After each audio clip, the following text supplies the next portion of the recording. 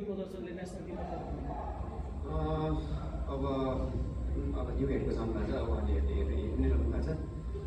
अब जहाँसम्म लाग्छ एटलिस्ट फेरि पनि पुरस्कारमा पऱ्यो भने चाहिँ यसलाई धेरै राम्रो हुन्छ। यस बेस्टभन्दा बेस्ट दिइरहेको छु। अहिले टिममा चाहिँ नेसनल टिममा खेलेको त्यो प्लेयरहरू सिनियर प्लेयरहरू हुन्छ। हजुर अब विदेशी कोच पनि आउनुपर्छ। आफ्नो गेमलाई चाहिँ कतिको सहयोग भएको छ त्यो खेल्नु?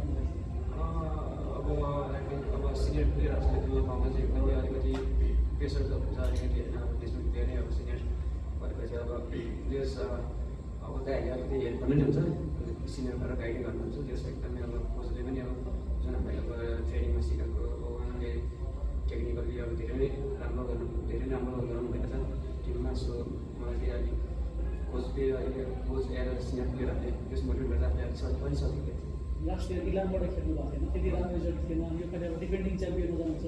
त्यो फरक त्यो टिमबाट खेल्दाखेरि चाहिँ अहिलेको टिम र लास्ट टाइमबाट खेल्दा चाहिँ के डिफ्रेन्स पाउनु भएको छ? यो अहिले ठुलो टिमबाट खेल्नु लास्ट टाइम इलामबाट खेल्दा चाहिँ म चाहिँ अलिक डिफेन्डिङ मिडफिल्डर टाइपको डिफेन्डिङ मिडफिल्डर खेलेको थिएँ। सो बेसिकली त्यो बेला अब त्यस अलि गेमले त ठिकै भएर अलिक अट्याकिङमा अलिक चान्स भएको थियो। त्यसो यहाँबाट अब यो बाट खेल्दा चाहिँ अलिक अट्याकिङ गर्नु पाएको छु।